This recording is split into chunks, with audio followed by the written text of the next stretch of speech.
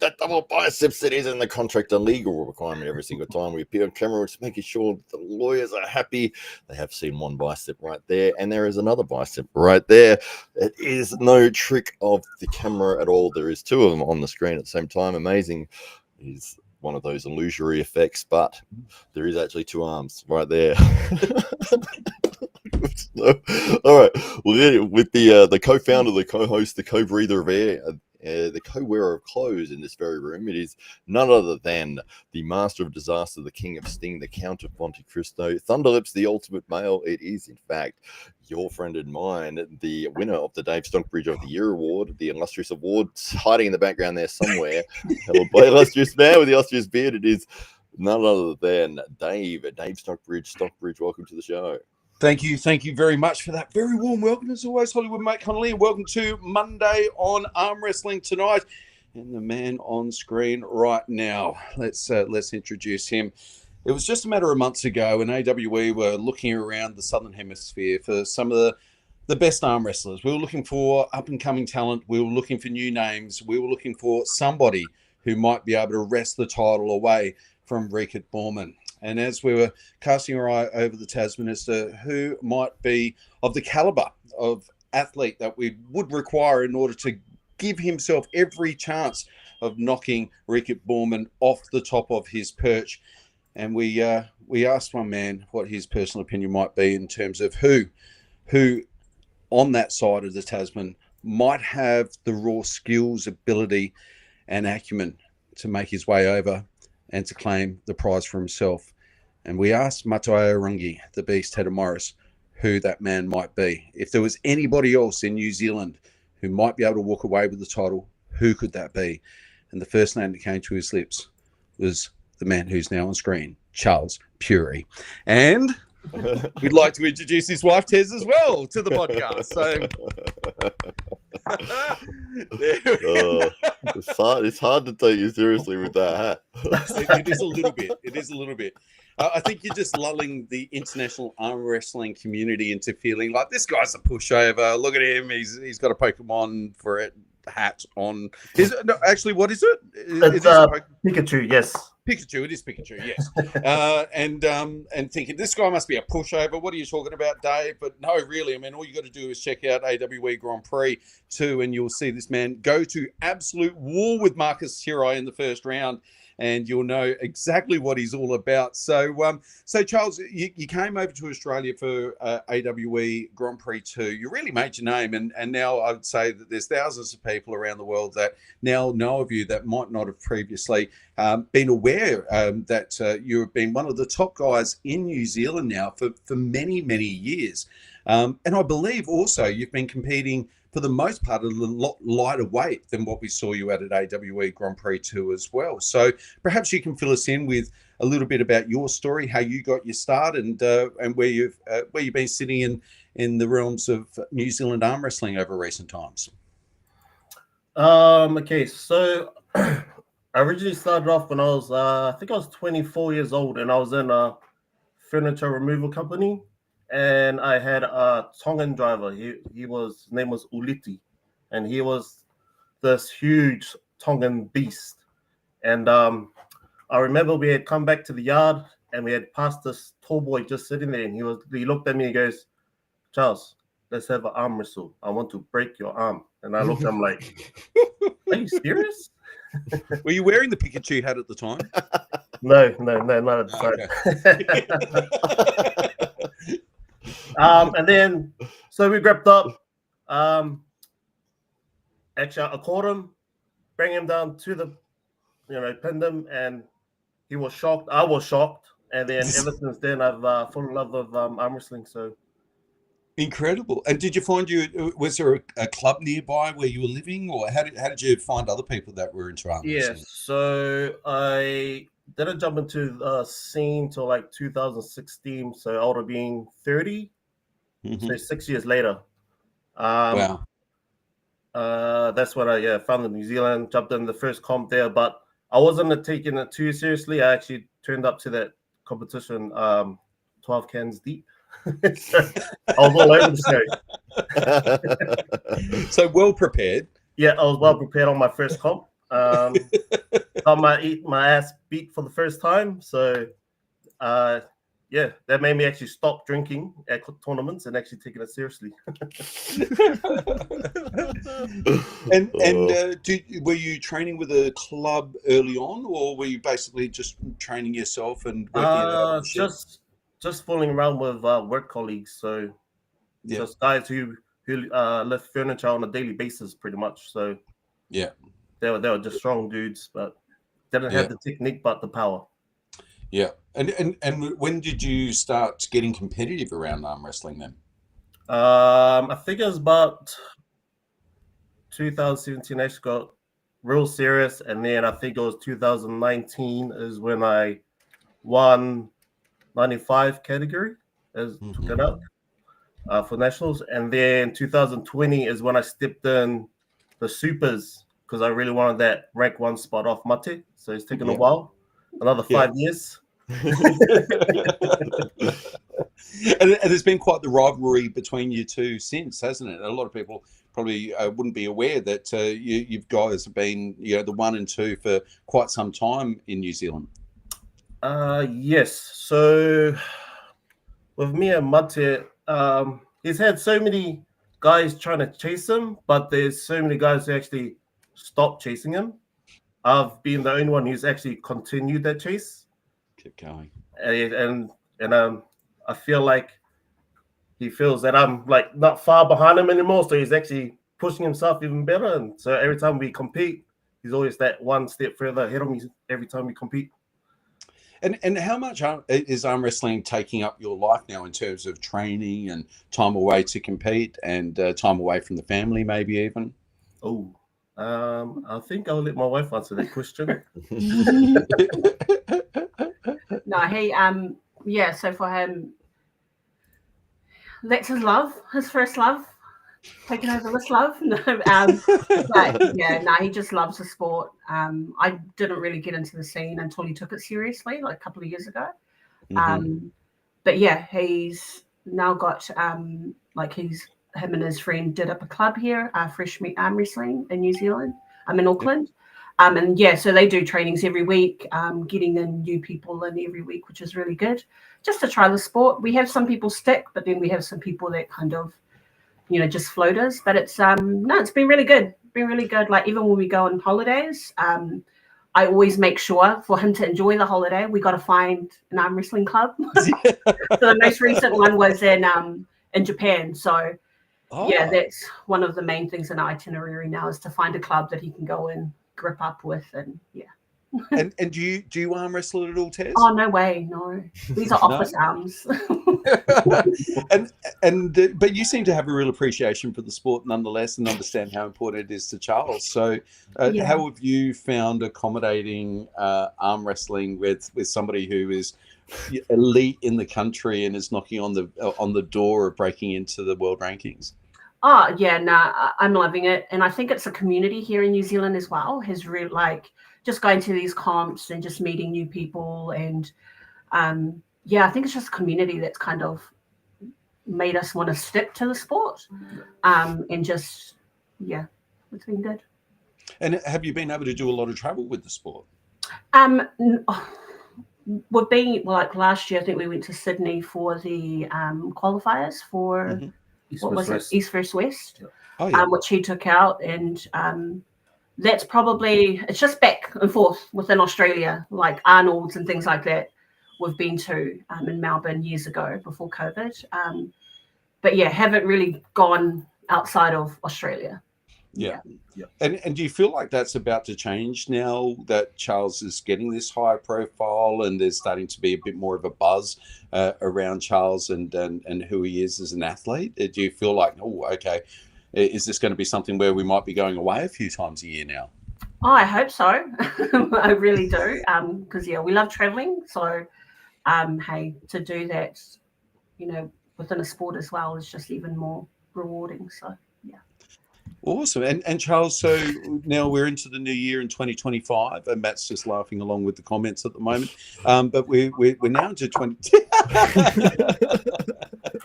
Oh, one of my friends sent me a message and said that, oh my God, the Pikachu hat caught me off guard. I'm dying laughing. I'm coughing up a lung.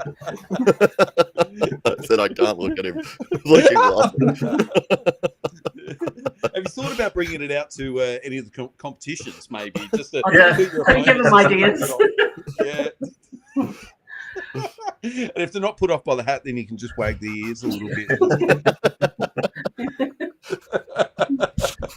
So what's on the agenda for early 2025? You're mentioning just off camera that you feel like increasingly it's less about you and more about building up the community in the sport. But obviously you're still training and you're extremely strong. You look great at the end of last year, and wondering how your training's going entering into 2025.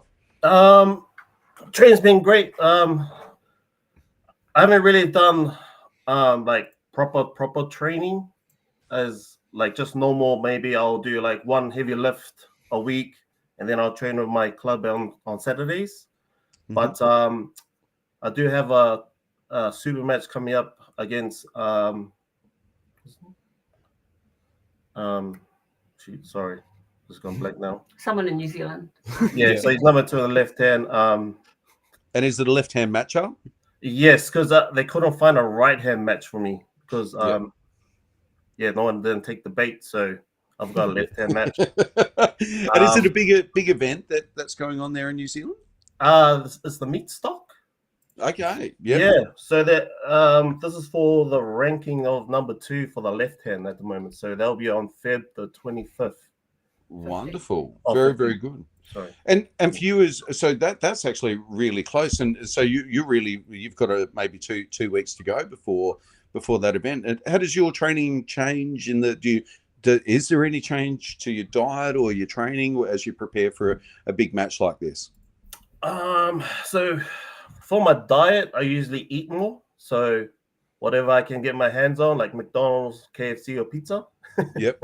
Just to put on there in that order, pretty quick in 2 weeks. So and then all I do basically for my training is just lift as heavy as I can go, like 80 kgs plus on all my lifts. So that's pretty much my trainings. Wow. And are you comfortably still sitting around that 120 mark? Yes. Yes, I am. Okay. Yes. And were you previously sitting a bit below that before, from what I understand? It's taken me a while because like I'm usually sitting around the 105, 110 mark. Yeah. So I think it was 2023 is when I started maintaining the weight kind of thing. It was like, and now I can sustain the weight. Yeah. So, but I want to get bigger. So 130 is my mark this year. Oh, so. Really? Yeah. And that's only because what's his name said it in his podcast. Brett Coots. Brett Coots. Yes. Brett Coots is getting bigger. Yeah. So, Brett Coots getting bigger. So am I. So is Brett Coots somebody that's in your line of vision, somebody that you're thinking that you could prepare for? Yes. Yes, he will be in my radar. He'll be one of them, but I do have other people also. So. Ooh, and who else is on the wish list? Well, for me, it's always been Carpenter because I remember when we last grouped up was at Iron Hands in New Zealand. Mm-hmm. And he beat me, and then I got destroyed. And the next day, I ended up buying new handles and started training properly again. So thanks it was the motivation. Carpenter, it made me put me back on the right track. So nice. Yeah, sometimes you just need a loss to get that correction. And I was just mentioning before as well, Ryan Bowen always talks about how he feels stronger when he feels fat. You know, so he tries to plump up for a competition, although he is dieting down right now in order to get all the way down to 86 kilos. So I hope he's feeling strong for his knuckles up match. But are you kind of feeling the same? Like if you come in and you feel a little bit heavier, you just feel like you're less prone to injury and niggles and find it easy to put it all on the line?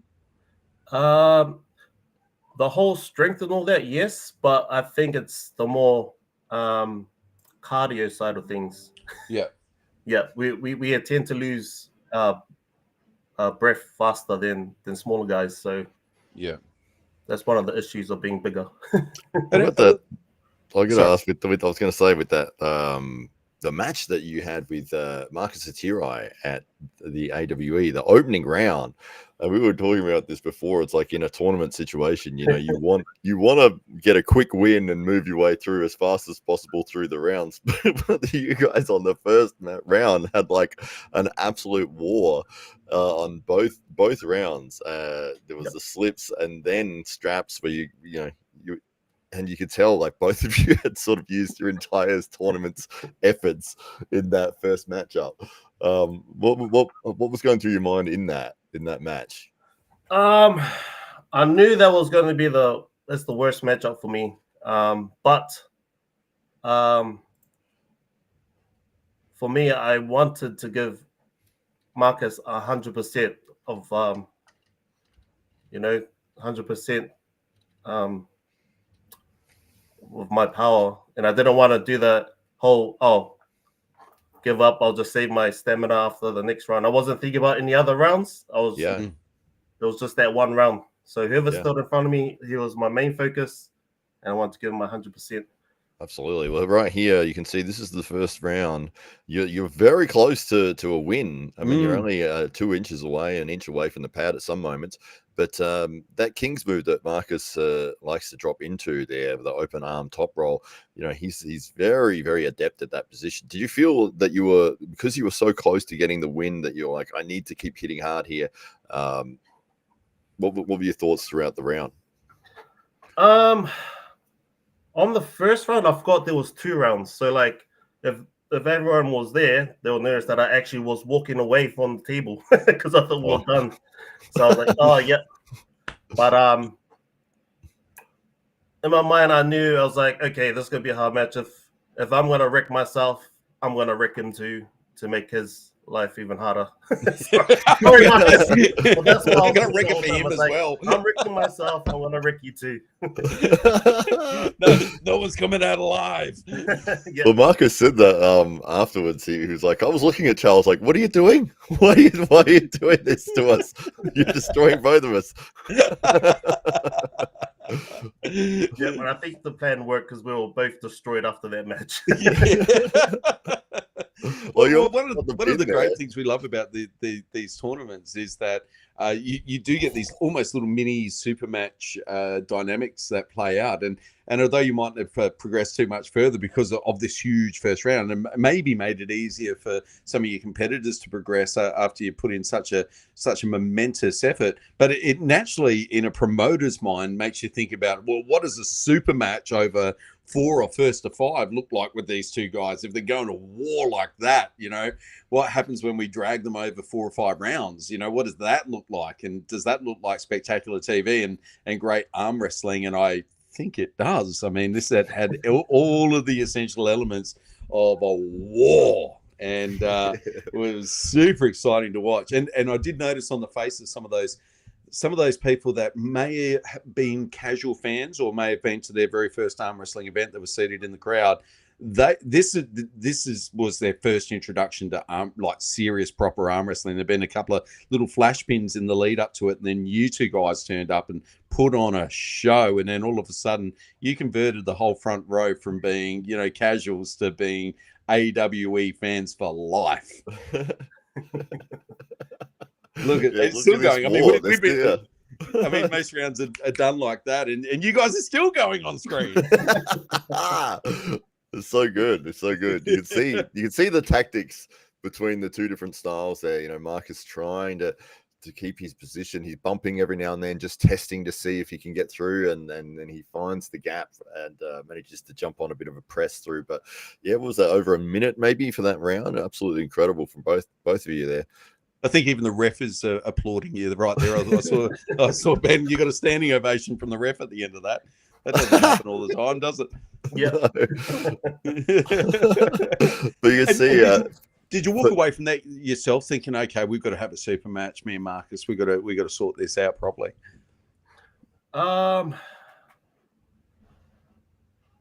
Yes, I feel like so before that competition started, Mate had called me up and he was asking Charles, have you got a plan for Marcus? And I was like, yep, I'm gonna stay up high, top of the pad, and blah blah blah. And then when I jumped on that table, it just all went out the window. It was just like I'm just gonna do everything wrong right now. So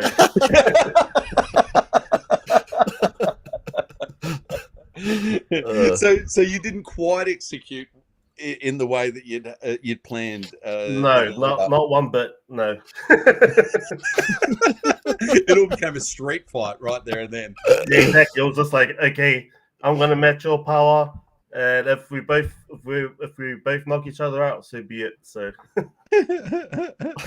you see both of you for the rest of the tournament. As here you're going against Tyler Harrison with a great top roll and a lot of side pressure, able to contain Tyler's hit there and get through to continue on in the tournament. But you could see at the start when Dave was introducing you for each match after your first round, you were breathing still super heavy still.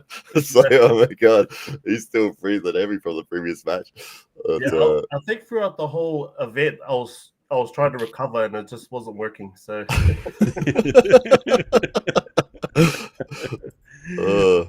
Is this you coming in here? No, hang on. I think I've almost got the next match lineup. Oh, that's Ryan there. And there he is. There he is. Charles. Yep, that's me looking on the ground going, damn it, one more match. Can't I just go home yet? You faced Ryan a few times previously. How were you feeling leading up to this point? My prenator was gone, so as you can see on this first match, I was actually trying to go for my top roll like I usually do, but there was no prenator there, and he just took my hand and pinned me straight away. So I think the second one, Ryan let me go into the hook, which I felt a little bit comfortable, but I couldn't move from there because I was so buggered. So yeah, so it's so hard, and when you come into these tournaments, you like say you can come in with all the game plans you like, but when you're under the bright lights and you've got a competitor there across the table and you just don't want to lose, the competitive nature of an elite athlete such that you just don't want to give it anything less than your absolute best. And the reality is, although you didn't probably move as far forward in the competition as you would have liked, though that war in itself is what people are going to remember for years to come out of this tournament. Yes, I think when I got back, most of the guys in New Zealand or like my members and all that in my club were always, there's that what if, all those questions, what if this, what if that, kind of when they ask me stuff like that. So were they impressed with how you did? Like, were they excited and happy for you? Yes. They were jumping off their seats and screaming and shouting. Probably for a minute. And Tez, how do you feel watching Charles in these situations? I know some girlfriends or wives just won't even go and watch their partners arm wrestle for fear of seeing an arm break or that horrible popping sound as we heard with Alex McKinnon's elbow during the early rounds of Grand Prix 2. So how do you feel? Because I mean, you were there live for this. Do you try to get along to all of the tournaments? Yeah, because I just love like the whole atmosphere and how you guys organized this was just amazing. Like it was such a good vibe. But yeah, for me, I used to like cringe like every time I was watching them go up, but now I'm just like, I don't even do that. Kill him! Kill him! I get the piercing eyes on my back, like. I'm like, don't waste my time here, boy. Yeah. We drove all the way here. You better win. Hilarious. And well, you were mentioning before, you're feeling like it's more about the future now, and you're doing your best to spread the good word about arm wrestling throughout New Zealand. And so, what does that now look like for you now that you feel like you're one of the older souls of the sport, one of the custodians of the legacy that the sport has there in New Zealand? And what does that look like for you in the years to come? So yeah, with growing the sport for his club, yeah, just over the weekend, one of the local board chairperson came through, like they're just riding their bike, past on the bike trail where we were training, and he stopped because of their t-shirts, and he said, "Hey, if you guys are looking for grants and things like that, hit me up, give me your email address." And so now we're in talks of, so it's, and that just came about by just being training. there. Just at a park, just training, and then just seeing the t-shirt, and he was like, "Hey, I sign off on these grants, blah blah blah, and if you want to grow the sport, just give me your email." And so now we're in cahoots, and hopefully, but then also trying to juggle his training as well, just trying to get him stronger and get him more matches. But it's only the beginning of the year, so yeah. So Tess, are you like the manager there? Is that what's going on here? Yes. I can't travel without her because I'll get lost. I'll end up in a different country. You'll be in Austria. Exactly. So I do a lot of just behind the scenes, but it's really good. We've got some of the guys that the members, they're all chipping in now, so doing reels and trying to just get all over social media and stuff like that. So fantastic. And if people do want to find the club and Charles, how can they do that? Is Instagram the best they'll spot? find us on Facebook, Instagram, and TikTok as well. It's just Fresh Meat Arm Wrestling Club. The reason for the name is Fresh Meat. It's trying to get new people in, fresh blood into the sport. Yeah, love it. Fantastic. I would say of all the sports, arm wrestling has the best names for clubs of all the sports that are out there. There's some spectacular names around the world. We're coming across Hollywood Matt Connolly. We're at the 27-minute mark. Maybe we can throw to the comments and see what the good people out there are sharing with the world. Well, it does help that you've explained that fresh meat thing, because I was like, why is everyone saying fresh meat all Are the they time? like butchers or something? In the comments here, we've got a whole bunch of people that have said some fresh meat things. We've got Sam Well, who says Charles. We've got some love from from India, church in Israel. Fantastic. Jason Coyer says fresh meat all day. And New Zealand's strongest woman is Ashley Hoyter, who we had on the other night. She's doing great things in the sport as well. Yeah. We've got how do you say that surname there? It's Biz Toya. Charles and Tez, he says. Another tricky name for me here. You want to have a go at that one? All the Islanders. Send you. We've got SJ Hirawani says, "Let's go Cap," and Benji Puiri. Is that a brother or cousin? A cousin. Yes. Cousin. That arm wrestles too. Yeah. There's more. There's more. Tamati Bellamy says, "Man, that was an awesome match." That was the one that he was obviously referring to Marcus Thurai and Charles at the AWE Grand Prix 2. Mr. Paul says he loves watching Charles compete. He's a great arm wrestler. Ashley Milne says, "Not the Pikachu hat, Charles Puiri." Says, "Hey, sis Tess, Winterstein Fury," and Jason Coyer says, "That hat, man." And Aaron Castillo's just swapped in as well. There we go. Fantastic. Yeah, some great comments there from the people. Obviously, a lot of support for Charles.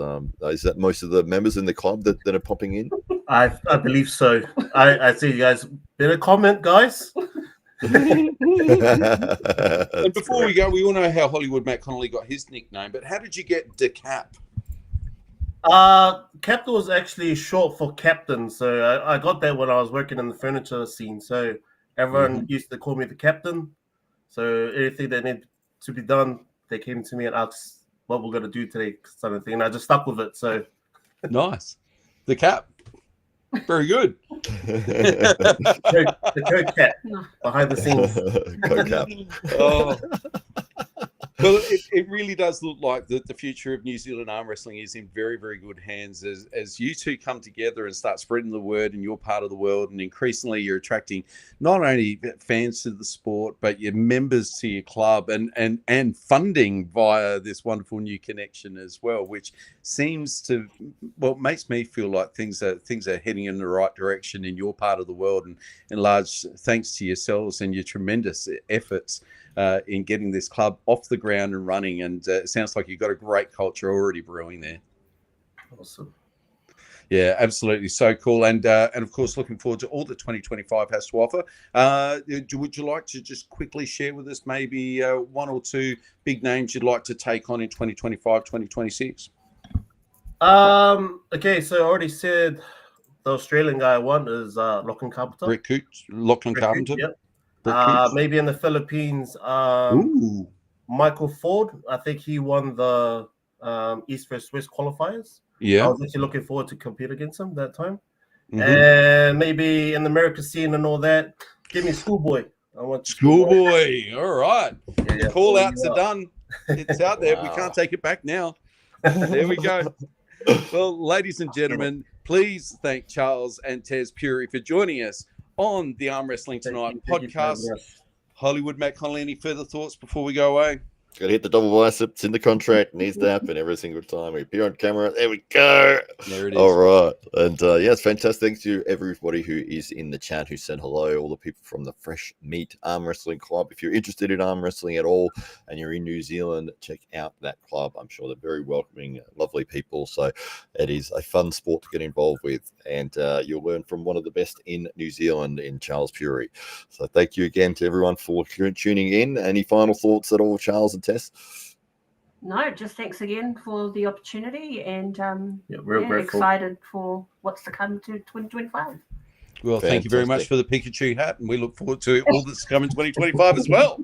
Maybe just a little flap of the ears before we go away. Yeah. There we go.